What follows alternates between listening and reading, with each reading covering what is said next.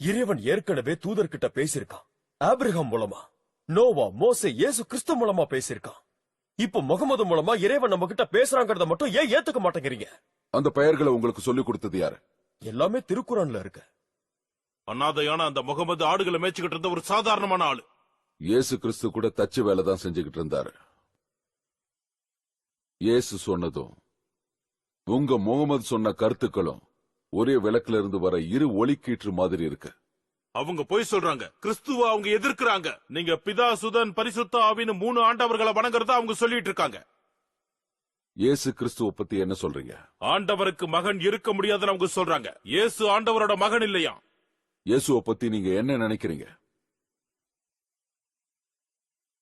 இயேசுவை பத்தி எங்க இறை தூதர் சொன்னதுதான் நாங்க சொல்றோம்.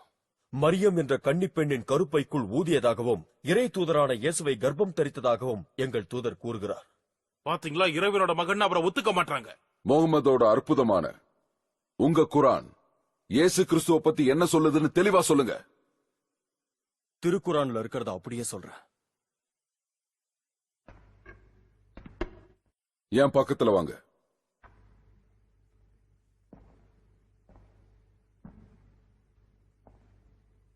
ஈடில்லா அன்பும் கருணையும் நிறைஞ்ச இறைவனின் பேரால சொல்றேன்.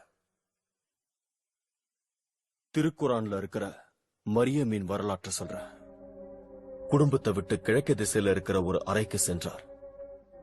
வானவர் கேப்ரியல் அவங்க முன்னாடி தோன்றி, உம்முடைய இறைவனால் அனுப்பப்பட்ட தூதன் தான், நீ ஒரு இறை தூதரை பெற்றெடுப்பேன்னு சொன்னதும், எந்த ஆண்மகனும் தொடாத நிலையில் நான் எப்படி கருவுற முடியும்னு கேட்டதும்,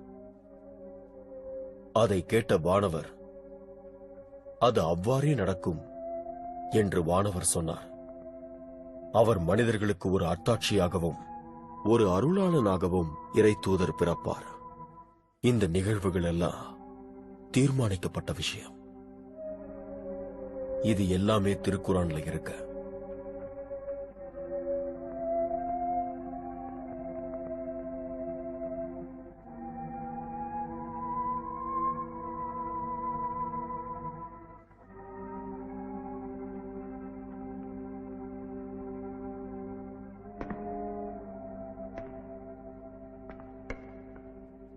இயேசு கிறிஸ்துவின் வழியில பிறந்த கிறிஸ்தவர்களான எங்களுக்கும் உங்களுக்கும் இருக்கிற வித்தியாசம் இந்த கோட்டை விட சின்னது.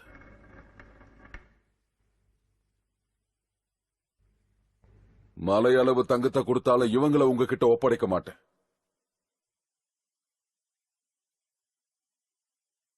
என் ஆட்சிக்கு உட்பட்ட அபசீனியாவில் நீங்க விரும்புற வரைக்கும் நிம்மதியா வாழலாம்.